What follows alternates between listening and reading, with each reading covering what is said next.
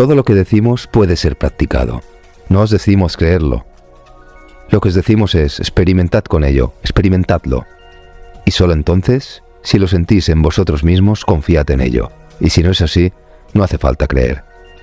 Sed bienvenidos.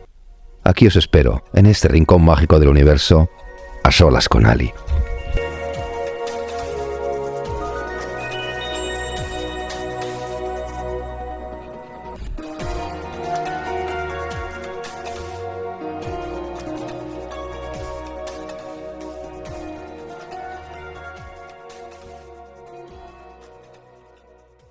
Hola a todos y bienvenidos a un nuevo programa y capítulo de A Solas con Ali. Aquí estamos, una semana más. Hola Ali. Hola, hola Javi, a ti y a todos. Bueno, un trimestre, una semana, no, 3 semanas después, más. Ali, antes de empezar el programa de hoy, quiero hacerte una pregunta de un oyente, ¿vale? Que nos hace referencia al programa que hablé de aquella anécdota de mi padre en el avión, ¿no? Y que hay un momento en que con esa explosión de fuego que yo dije, hay una premonición, ¿no? Es como una del futuro, del espacio-tiempo. Y tú me dijiste, no, de eso nada. Eso estaba ocurriendo.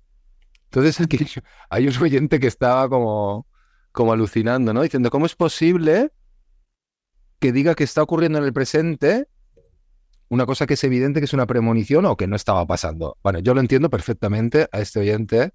Sí, yo también lo entiendo, por supuesto. Perfectamente. Y de hecho, Ari me dijo ya una vez que ya empieza a haber estudios acerca de esto, pero que mentalmente es muy difícil y que igual... No es difícil concebir. Ahora mismo hay estudios de física, en la física cuántica, naturalmente, que está experimentando en base de los bucles de espacio-tiempo. En realidad, eso lo que genera en sí son los aparentes viajes en el tiempo. Esos viajes en el tiempo que realmente nosotros nos parecen como ciencia ficción, en realidad dentro de lo que es la física ya se están dando como posibilidades, con lo cual hay personas pues, que están marcando esa forma de experimentación. Una de las universidades que experimenta estos bucles energéticos o agujeros de gusano es la Universidad de Alberta, en Canadá, ¿vale? Podemos encontrar pues, muchos estudios que se van basando justamente en esa forma de poder sentir que todo está ocurriendo en el mismo momento. ¿Qué significa eso? Que nosotros tenemos un aspecto lineal en nuestra mente del tiempo, ¿vale? Nosotros tenemos una forma de entendimiento del espacio-tiempo que es dimensional. Es decir, nosotros entendemos que una forma tiene unas dimensiones concretas, ¿vale? Es decir, cualquier objeto va a tener un ancho, un largo y un fondo, ¿vale? Un alto. Y eso va a ser lo que nos va a dar un entendimiento sobre lo que es la dimensión del objeto en sí. Nosotros vamos a tener una distancia lineal entre un lugar y otro, lo que nos va a dar también esa dimensión. ¿Qué ocurre? Cuando nosotros nos trasladamos a esa forma cuántica, a esa forma de partícula, vemos que no están sujetos a esas, por así decirlo, esas medidas. Y las medidas se transforman no en dimensiones, sino en densidades. Eso es lo que estudia realmente la física cuántica y lo que produce en sí son descubrimientos que ya en las canalizaciones se nos explican de una forma muy clara desde el principio de todos los tiempos. En realidad, nosotros no existimos únicamente en ese espacio y tiempo, sino que existimos en todos nuestros formatos, sean en los formatos de forma o sean en los formatos simplemente de densidad. ¿De acuerdo? ¿Qué ocurre? Por ejemplo, una emoción, un pensamiento, no está sujeto a esas líneas, a esas linealidades de espacio-tiempo, sino que está muy por debajo en lo que nosotros diríamos la conversión de ese espacio-tiempo en tiempo-espacio. Es decir, no generaríamos de una forma lineal, no ocurriría nada como consecuencia lineal, sino ocurriría como un expansivo. Así podemos entender que cualquier movimiento de partícula no está sujeto a esa forma de dimensionalidad. Es ahí donde nos basamos en entender que nuestra mente es complicado. ¿Por qué? Porque está basada en esa dimensionalidad, o sea, dimensiones, ¿vale? Una certeza de espacio-tiempo. En realidad, cuando nosotros nos basamos en ese movimiento de partículas, podemos empezar a entender lo que los maestros nos marcan, que todo es el presente absoluto. Ese presente absoluto ocurre en toda circunstancia, en todo momento, y eso causa que el que mira de la realidad, ¿vale? Igual que en física cuántica, los primeros experimentos que se hicieron sobre el movimiento de partículas generó el entendimiento de que dependía de la persona que miraba el movimiento de la partícula.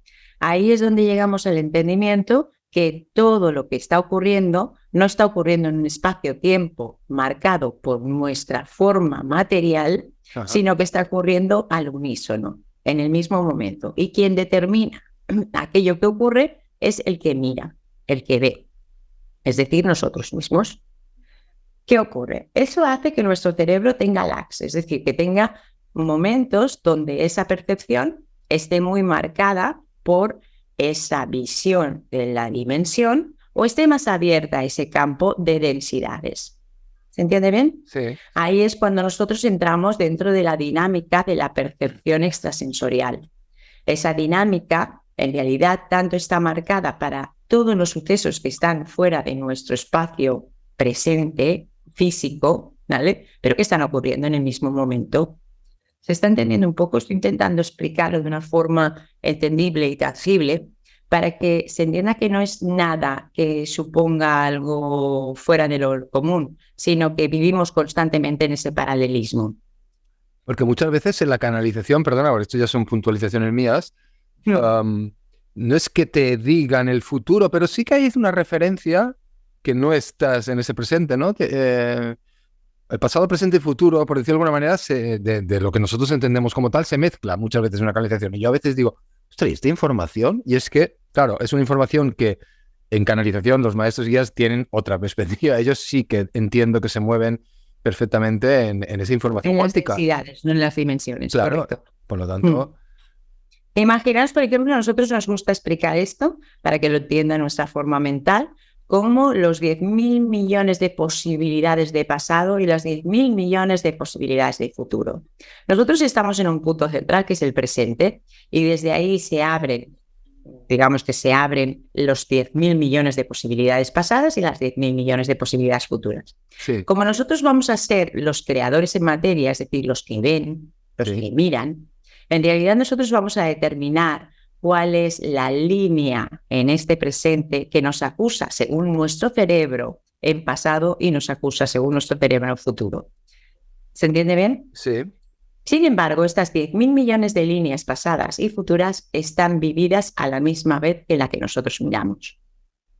Pero, ¿qué quieres decir? Por ejemplo, mira, voy a ponerte el ejemplo de mi experiencia, de mi vida. Yo no tuvimos, ya lo sabéis todos, la experiencia de yo perdí a Yuk unos días antes de nacer, ¿no? Puedo entender que esas 10.000 había una posibilidad de que no muriese antes de nacer o no va por allí. Y yo elijo, y cuando eliges una, todas las demás se difuminan o se centran en la única realidad que vivimos. Todas las posibilidades son ciertas y reales. Nosotros estamos determinando en cada momento en conjunto cuál es la que vemos. Vale. ¿Se entiende bien? Con lo cual, no solamente tú tenías pretensión frente a su vida, sino él también. Vale. En ese punto, realmente, lo que estamos es determinando por visión. Pero, ¿qué ocurre? Lo importante aquí es entender que no hay esa linealidad del tiempo, que en realidad a modo partícula no existe. Sin embargo, a modo dimensión, sí. Ahí es cuando nosotros, cuando nos vamos a un campo electromagnético, podemos sentir todo aquello que ocurre por encima de la línea del tiempo. Por ejemplo, cuando nosotros estamos en una forma de conexión, lo que estamos es anulando la dimensionalidad. Cuando nosotros estamos en esa forma de campo expansivo, que significa conexión con nuestro corazón, lo que provoca en sí es que tenga más importancia ese estado energético de nuestro campo electromagnético que nuestra forma de concepción desde nuestra analítica, que es la que va a marcar espacio-tiempo. ¿De acuerdo? Yeah. Entonces, esa forma energética va a poder percibir todo lo que ocurre, pero no lo que ocurre en este momento presente únicamente, sino todo lo que ocurre. Por ejemplo, cuando nosotros conectamos con seres desencarnados, como ya hablamos en un episodio, hablamos de que conectamos con el bucle de esa energía en ese momento temporal. Sin embargo, sigue estando presente, porque podemos conectar con ella. Claro. ¿De acuerdo? Claro, no está sujeta a ese tiempo y espacio. Está ocurriendo en el mismo momento. Por eso podemos conectar con ella. Si no, no podríamos. Pero para conectar con ella, nosotros nos tenemos que, digamos que, ausentar en nuestro espacio y tiempo. Cuando nosotros tenemos una premonición, lo que ocurre es que en un aspecto muy inconsciente, en un aspecto nos abrimos a este subconsciente, que no es inconsciente, sino a ese subconsciente que no está sujeto a ese tiempo y espacio. Con lo cual nos abrimos a que nuestro cerebro capte las ondas electromagnéticas de aquello que sucede.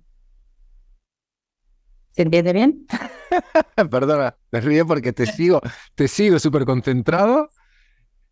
Vale, tú imagínate que nosotros somos el que vemos, ¿verdad? Sí. Respecto a nuestra voluntad consciente e inconsciente, lo que provoca en sí es que eso genere una forma de percepción, ¿vale?, de aquello que estamos viendo. Por ejemplo, cuando nosotros, voy a compararlo, cuando nosotros canalizamos, entramos dentro de ese estado energético, nos ausentamos de ese espacio-tiempo para poder conectar en primera instancia con nuestro campo electromagnético. Y nuestra voluntad marca conectar con esa energía más elevada de nuestro propio ser, que sería la conexión con la fuente directamente, que estaría traducida por esos guías o maestros que nosotros llamamos. En realidad son partículas de conciencia, con lo que generan en sí que toda esa información pueda estar en mi consciente, a pesar de que ellos están fuera de esa forma física. Vale, y ahí es cuando tú traduces y das el mensaje y hablas. Correcto, es decir, somos el canal que traduce esa información de no tangible a tangible, ¿vale? ¿Qué ocurre? Igualmente que cuando nosotros focalizamos hacia un desencarnado, una persona que está en nuestra forma familiar, lo que hacemos es tomar conexión. Esa forma de conexión vuelve a ser la ausencia de esa dimensionalidad marcada por nuestra voluntad hacia un lugar concreto, hacia una esfera de información concreta. Y ahí, por ejemplo, cuando nosotros nos marcamos en una conexión con un desencarnado, naturalmente lo que estamos viendo es una persona que según mi conciencia dimensional no existe, pero que según mi forma de partícula sí. Ah, te entiendo. ¿De acuerdo? Sí. No está sujeta al tiempo y al espacio. Aquello que ahora, según mi consciente dimensional, no existe, está.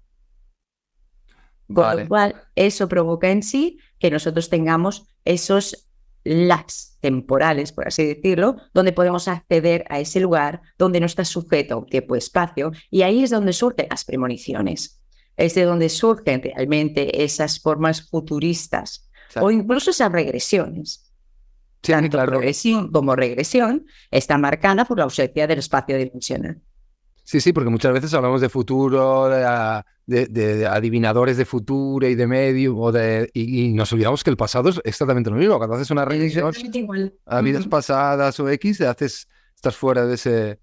Y sí que aprovecho para decir, porque a veces han llegado bastantes comentarios, porque nosotros hicimos los primeros programas, recuerdo, pues un poco en general, ¿no? El cuerpo, el alma, el espíritu, y hablamos de desencarnados y energías. Y claro, fue un poco pinceladas, ¿no? Por el tiempo que tenemos Ali y yo y las preguntas que yo le hacía en general, ¿no? Y mucha gente se quedó con muchas ganas de tener más información, ¿no? No entendían un poco cómo puede ser, pero habláis de desencarnados y el espíritu, la energía original ya no está.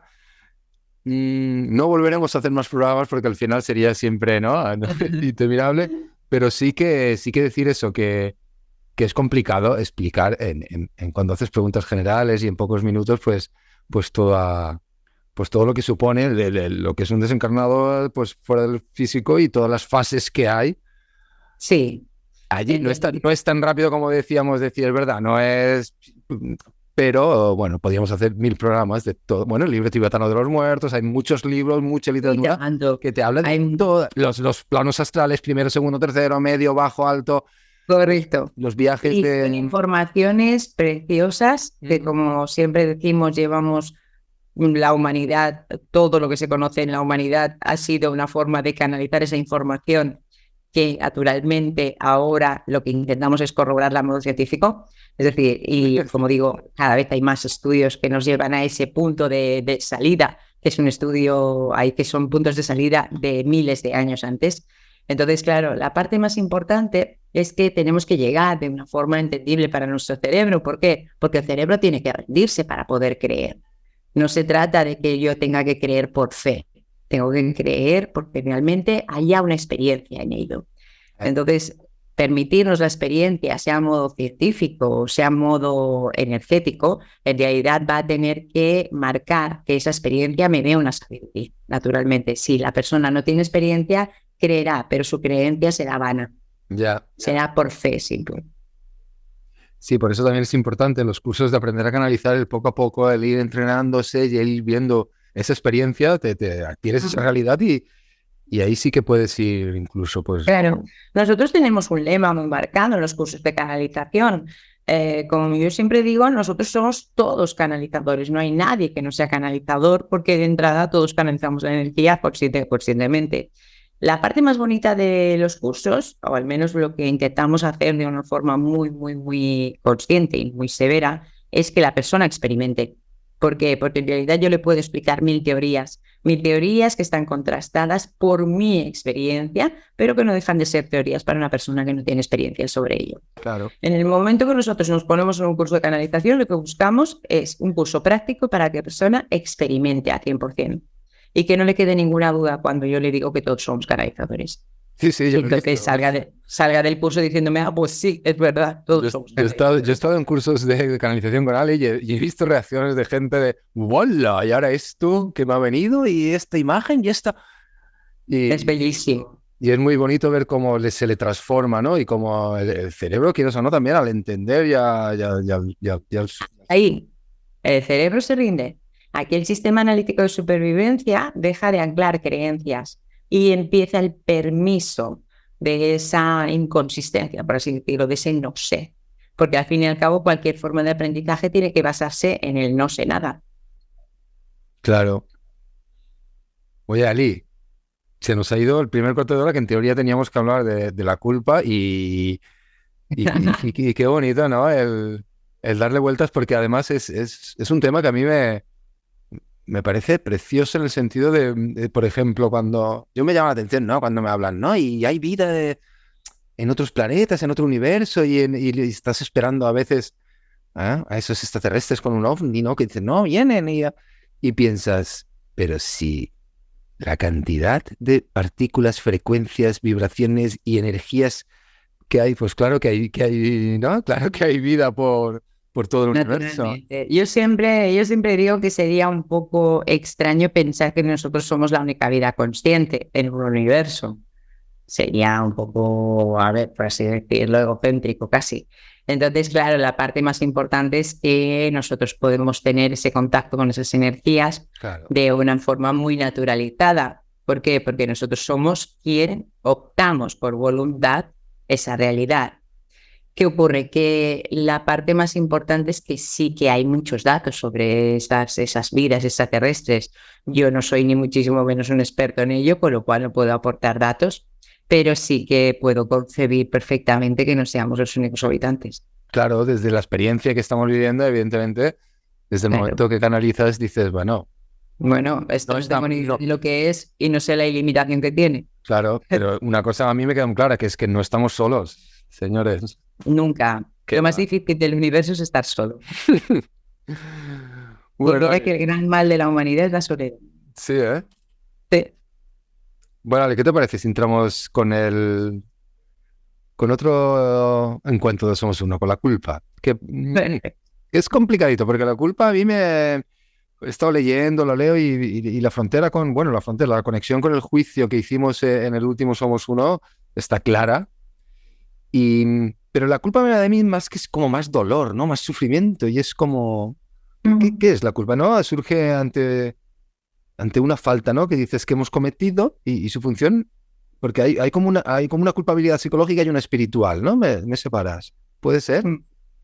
La culpabilidad psicológica y espiritual, al fin y al cabo, se basa en lo mismo. Sí. La culpa, al fin y al cabo, los maestros siempre la definen como el gran virus humano. porque gracias a la culpa nos mantenemos en un redil de estado de supervivencia, donde nos hará ser aquello que se espera de nosotros para poder sentirme amado. Siempre que estemos dentro del programa de supervivencia, siempre hablaremos de la finalidad que tenemos y todos los mecanismos que optamos para poder ser amados, para poder pertenecer. Esa es la única finalidad del sistema de supervivencia. En sí misma, la supervivencia, con lo cual es necesaria la pertenencia al clan. La parte más importante de la culpa es que es lo que subyace al juicio, es decir, es lo que está por debajo del juicio. Si realmente nosotros marcamos como muy visible el juicio y lo marcaremos como una falta de paz, lo que producirá un juicio será siempre el síntoma de falta de paz. Cuando estemos en un estado de culpa, lo que provocará en sí es un dolor. ¿De acuerdo? Provocará el sentirme en dolor por una forma muy marcada que está ausentándome de lo que creo que debo hacer. Imaginaros la culpa como algo tan simple como el juicio de un error.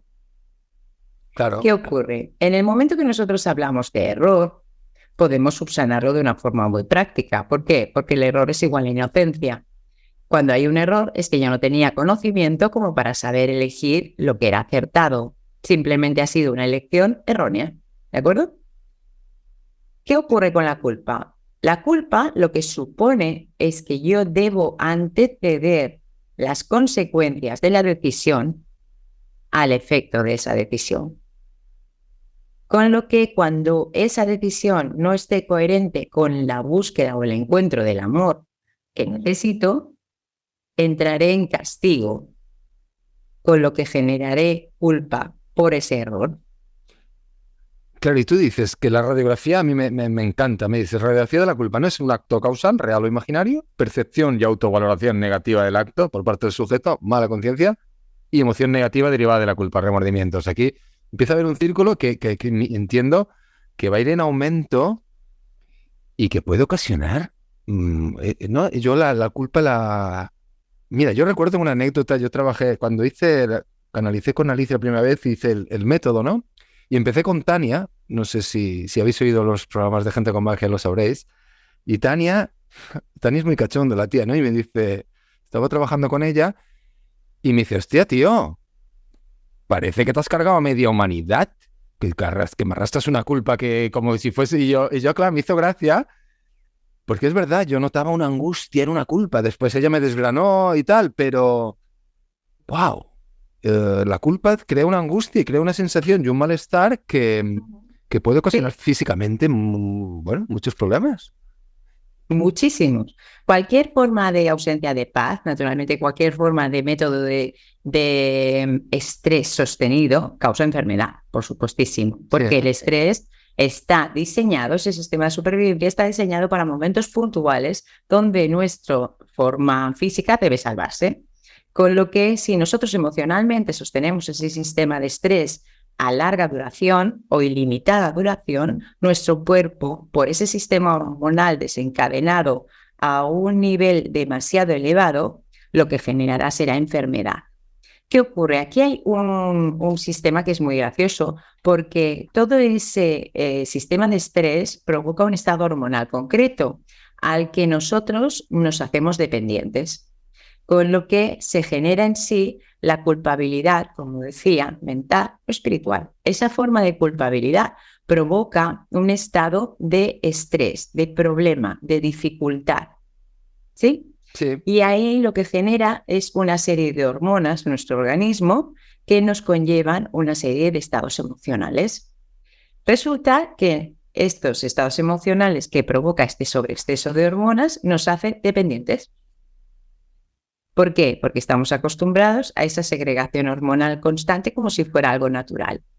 El cortisol es una de las hormonas generadas por el estrés o la más evidente, y esto produce una serie de alteraciones y una serie de, por así decirlo, estados de intensidad, ¿vale? En nuestro organismo. Estos estados son los que nos conllevan en sí que cuando haya una bajada de ese estado hormonal, nosotros tengamos una sensación como de carencia. Y nuestro cerebro, como buen sistema de supervivencia, buscará problemas, buscará culpabilidades, buscará cualquier tipo de error y lo generará como esa forma de sufrimiento para poder estar en el mismo estado hormonal. Pero Ari, ¿qué me está diciendo entonces? Que procede del interior de tu mente la culpa. 100%. Imaginaros cuando un bebé empieza a caminar, no ve un objeto y se cae, porque ha tropezado con el objeto, ¿vale? Es algo natural, ¿verdad? Sí. Vale. Él no está diestro en la visión periférica, él no está acostumbrado a su forma de psicomotricidad y eso le provoca muchas veces errores, ¿de acuerdo? Errores de cálculo, errores que para nosotros no serían ni viables. Sin embargo, para ellos son muy naturales, muy constantes. ¿Nosotros nos enfadamos con el bebé porque haya tenido un error de cálculo? No. No, sería inviable, porque nosotros tenemos en cuenta su inocencia. No lo ha hecho desde la forma de voluntad, sino que ha sido simplemente una causa de un error. Le damos la vertiente inocente cuando nosotros nos anulamos la vertiente inocente. En el momento que nosotros anulamos de cualquier persona o de nosotros mismos la capacidad de inocencia, es cuando surge el juicio que me provoca culpa. Vale. Y ese enjuiciamiento de la ausencia de inocencia hace que cualquier error me genere sufrimiento. ¿Por qué? Imagínate que yo tengo una disposición, es decir, ahora mismo, en este preciso instante, que tengo que tomar una decisión, A o B. Yo, en estas circunstancias, no sé cuál me conviene, es A o B, ¿vale? Puedo tener valores mentales, puedo estar intentando ver causas y efectos, pero en realidad tomaré una decisión u otra. Y cualquiera de esas decisiones no puedo corroborar el resultado. Si yo recabo la decisión A y esa decisión A es un error porque su resultado no me lleva a un estado de mi expectativa o de resolución de mi expectativa, yo me enjuiciaré por ello. Y me sentiré culpable por haber tomado la decisión A. Cuando en realidad, si me pongo en el foco de inocencia, yo no tenía ni idea de lo que repercusión de A ni de B. Tampoco sé, una vez que es el resultado de A, cuál es el resultado de B. Pero de entrada, como no está de acuerdo con mi expectativa, me siento culpable por la toma de decisión. Ya. Mira, hoy, por ejemplo, perdona, que te interrumpa, Ali, pero tengo una amiga que me hablaba precisamente. Yo creo que es un ejemplo que viene al caso, ¿no? Que ella se había separado y bueno, tenía 2 hijos y dice, y con la separación dejó de ver pues tanto a los hijos, pues cada 15 días, la familia política y una serie de cosas que le hicieron ir cargando con una culpa, una culpa.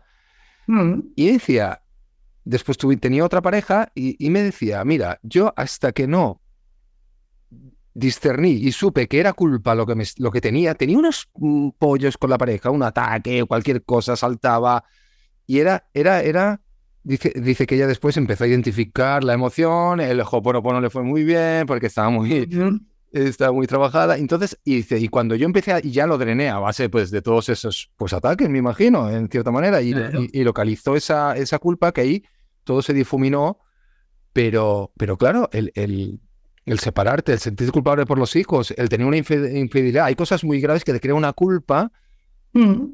Y me dijo ella, y porque pude salir, pero entras en un círculo que puedes estar toda una vida de culpa hasta que te acabe bien. Completamente. Puedes estar en una vida de concebir que aquello que no sabías, debías saberlo. De concebir tu estado de castigo en lugar de inocencia. Entonces, la culpa lo que genera en sí es aquel aspecto donde nosotros de entrada nos creemos no merecedores. Con lo cual tenemos que luchar por nuestro merecimiento. Cuando el resultado de algo que nos hacen o hacemos está fuera de la expectativa de ese merecimiento, aparecerá la santa culpa. Y esa maravillosa culpa será nuestro lastre de castigo por el error cometido. Sí, a mí me hace mucha gracia Ali que dice, en Occidente fue llamado pecado original y desde la misma mente inconsciente produjo toda la simbología de la expulsión del paraíso. Imagínate, ser tan malos que hasta Dios, que se supone que es amor, nos echa de su casa. No los quiere. No les quiere. Imagínate. Eso es culpa, eso es una culpa inconsciente colectivo. Sí, pero tú piensas que en todas las culturas o religiones está muy marcada esa forma de culpa y castigo. De culpa. Porque es natural, es una forma de sostener o marcar a la bestia que llevamos dentro. Cuando nosotros tenemos como originalmente entendido que solo puedo obtener amor externo, lo que yo concibo es que no soy digno de amor. En el momento que no soy digno de amor, cualquier cosa que esté corroborando esa falta de dignidad será una forma de castigo. Ahí es donde realmente vemos esa necesidad de controlar a la bestia, aquel animal natural que somos todos, ese animal que por instinto se mueve y que ese instinto siempre estará muy marcado. ¿Qué significa eso? Me hace mucha gracia porque cuando pones a cualquier persona ante la elección natural de culpar a alguien y realmente se encuentra en cara a cara con esa persona, no siente culpa, no siente las ganas de culpabilizarlo y castigarlo, siente compasión. Sí, ¿eh? Siempre. Entonces es muy gracioso porque cuando nosotros sentimos que esa forma de juicio nos lleva a la culpa directamente, sea externa o interna, lo que estamos provocando en sí es una alienación, es decir, una forma de enajenación de nuestra energía original, que es la compasión. Nosotros sentiremos compasión por cualquier causa de error, siempre. Sin embargo, el permitirnos a nosotros mismos esos errores será lo único que infunda el permiso de los errores ajenos. ¿Y por ahí va a ir el trabajo de este encuentro de la culpa para...? Por supuesto. ¿Sí, no? Fíjate que nosotros nos hemos ya activado esa forma de metacognición, es decir, el observador. Como seguiremos siempre en la misma pauta, pues estamos reprogramando nuestro cerebro para darnos una forma de atención propia, que serán esas respiraciones, esas meditaciones mañana y noche. Como estaremos aprendiendo a responsabilizarnos mediante la forma del perdón por la noche, con ese ejercicio de poder perdonar aquello que realmente es más nimio en nuestro día a día, estaremos dándonos, si es posible, media hora de placer porque es una atención propia, ¿vale? Una forma de darnos amor consciente. Y ya hemos abierto ese sistema de supervivencia con ese observador. Ese observador ha empezado a ver la velocidad de nuestra mente. La velocidad de nuestra mente es escandalosa. ¿Por qué? Porque es un procesador. Al fin y al cabo está recabando datos. Y en realidad conscientemente puede recabar muchísimos menos datos de lo que recaba inconscientemente. Imaginamos si podemos ser los observadores de nuestra mente inconsciente. Creo que reventaría nuestro cerebro.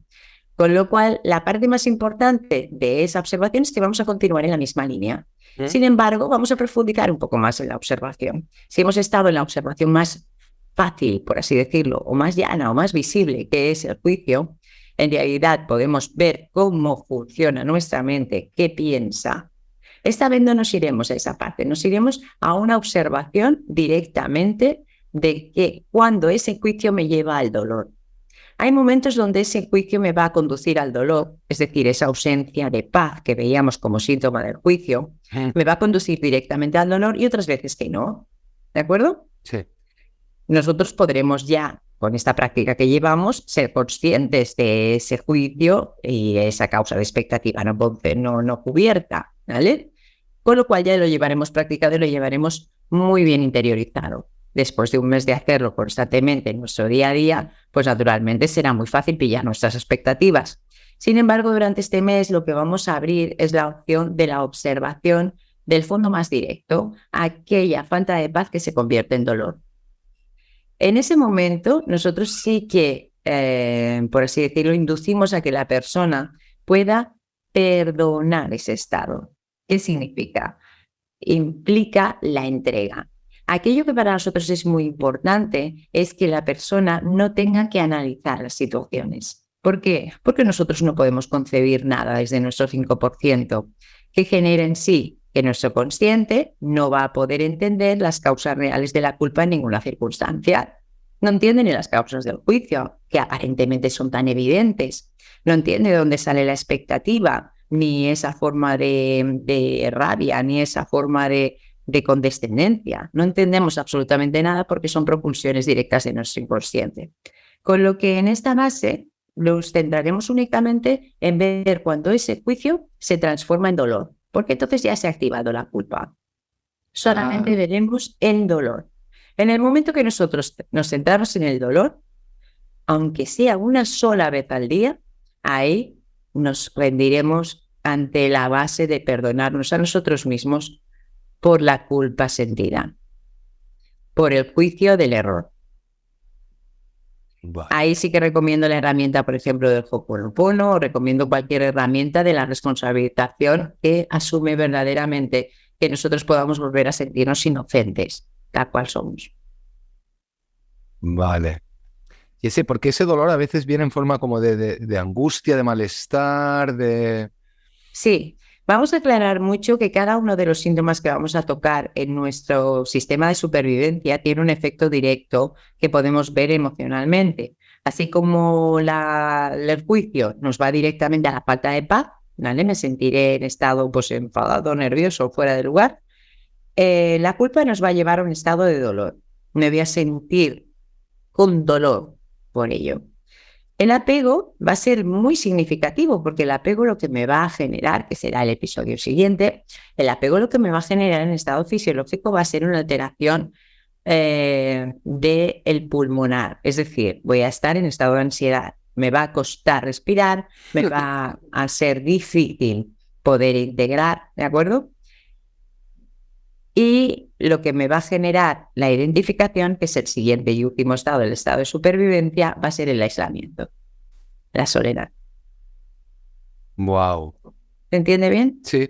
Además encuentro que es importante darle perspectiva de futura, ya que hemos hablado de nuestra línea del tiempo, porque ayuda mucho a identificar todo. Además, seguro que hay más de uno que piensa, porque yo lo pensé, me acuerdo que te hice la pregunta en un día y dije, pero a ver, tanto subconsciente, si tuviésemos 100% todo consciente, sería la hostia, todo sería perfecto. Y tú me dijiste, bueno, entonces sería totalmente imposible tener un cuerpo físico con 100% de conciencia, además no tendría sentido venir. No podríamos procesar, la mente es una cosa, el cerebro es otra, ¿de acuerdo? Entonces, claro, la parte más importante es que si nuestra mente fuera 100% consciente, nuestro cerebro tendría que tener unas dimensiones de procesamiento que nuestro cuello no aguantaría. Claro. Entonces, claro, la parte más importante es que nosotros tenemos una limitación justamente por esa experiencia física. Pobre, sí, que además, mira, ya el cerebro del bebé tiene que acabar de formarse porque ya, pobre, para salir por donde tiene que salir esa cabecita. Sin embargo, es muy gracioso cuando nosotros vamos a esos estudios neuronales de los bebés, ver que los cerebros de los bebés vienen a 100% de conexiones neuronales, es decir, vienen a esa forma de 100% de conciencia, Sí, ¿de acuerdo? Sí. Y deben ir permitiendo que algunas zonas se vayan apagando, claro. es decir, vayan teniendo menos atención porque vamos tomando atención del exterior, con lo cual esas zonas no se desarrollan, esa neuroplasticidad no genera en sí su capacidad total para que pueda ser asumida por el cráneo.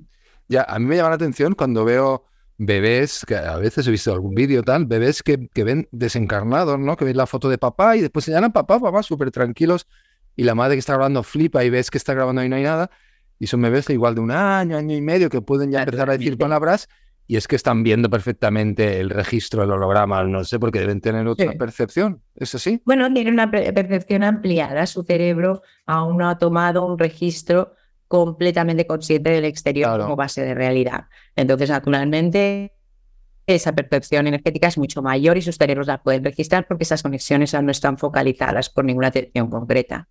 Por ejemplo, hay un experimento que es muy bonito y que cada vez se va extendiendo más en las escuelas incluso, que es la lectura sin visión. Es decir, no sé si has oído hablar de niños que les permiten experimentar la lectura sin los ojos. Es decir, les cubren los ojos y le ponen un libro delante. Y el niño sin esa vista resulta que lee perfectamente. ¿Quién está leyendo? Está leyendo el cerebro y está leyendo por onda. ¿Qué ocurre? Que unas palabras escritas sueltan onda, por supuesto, todo. Ya, es que la gente cuando a veces hablas de canalización, por ejemplo, ¿pero qué dices? ¿Esto qué y no les sorprende que una radio se encienda y tú la escuches y dices, pero entonces, ¿tú qué te sorprende? Que las ondas... No, pero las de radio es distinto, ¿eh? Porque, digo, son invisibles, mantienen una información de sonido y de voz y tú la escuchas después. Digo, ¿no te parece realmente un milagro? Bueno, sí, ahora que lo dices, ¿no? Cuando les das estos ejemplos, pues igual una canalización, ¿no te parece exactamente lo mismo? Y a mí me gusta una vez, Ali, me comentaste para mí fue un ejemplo clave, ¿no? Me dijiste lo del 5% de la conciencia dentro de ese 95%. Me dice, lo único que podemos hacer, tú tienes un catalejo, ¿no? Me decías el ejemplo del catalejo, ahí fijo mirando ese 5%, ¿no? Y dice, puedes romper esa base de catalejo y cambiar el catalejo de sitio, seguirás viendo un 5%, otro 5% de ese 95% oscuro, digamos. Entonces yo entendí, y digo, y ahí cuando te dije yo, y se enciende la luz y el 100%, me dice, no, ahí revienta tu cerebro, pero lo de cambiar la perspectiva, quitándole la base al catalejo. Básicamente, ¿qué logramos cuando permitimos que ese catalejo tenga movilidad, que no esté fijo? Sí. Permitimos sentir la unidad en nosotros, es decir, todo lo que contemplamos soy yo mismo.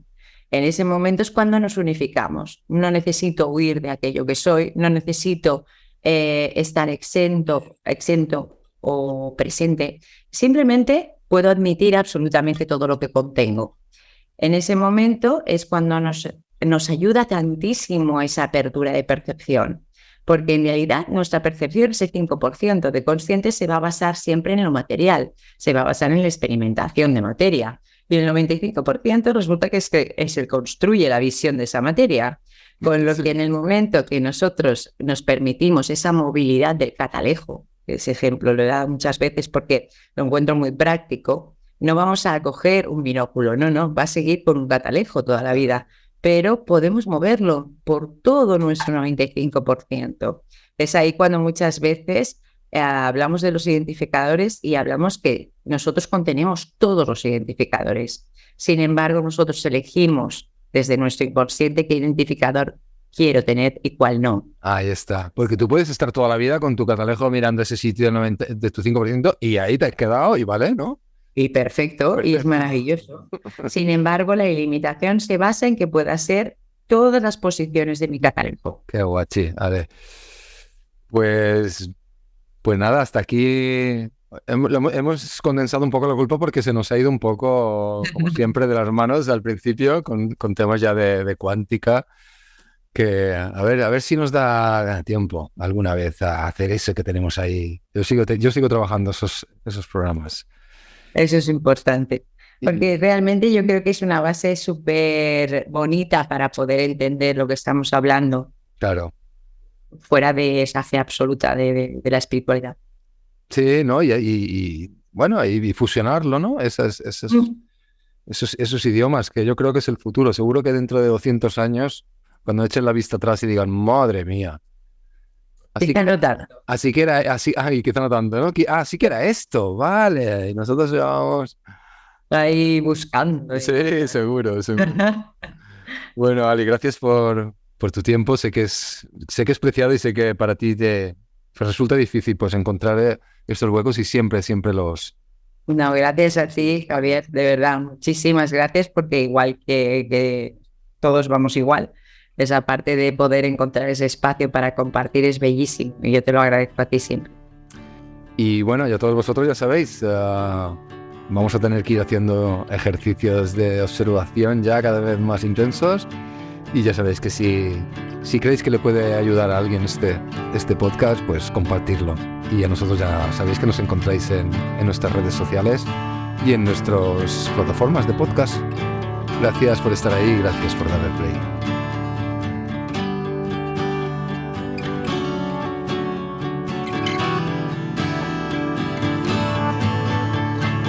Ya.